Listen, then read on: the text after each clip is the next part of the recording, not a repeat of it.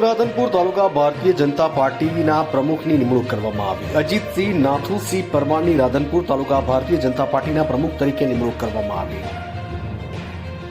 પાટણ જિલ્લાના રાધનપુર તાલુકાના ભારતીય જનતા પાર્ટીના પ્રમુખની નિમણૂક કરવામાં આવી। અજીતસિંહ નાથુસિંહ પરમારની કેન્દ્રીય ચૂંટણી સમિતિ માર્ગદર્શિકા મુજબ પ્રદેશ ચૂંટણી સમિતિ દ્વારા બૂથ પ્રમુખ સંવાદ તેમજ વિધાનસભા સંકલન સમિતિ સાથે સંવાદ કરી સકારાત્મકતા અને સમસ્ત સાથે મંડળ પ્રમુખની ચૂંટણી સંપન્ન કરવામાં આવી, જેને લઈને રાધનપુર તાલુકા ભાજપ પ્રમુખ તરીકે અજીતસિંહ નાથુસિંહ પરમારની વરણી કરવામાં આવી।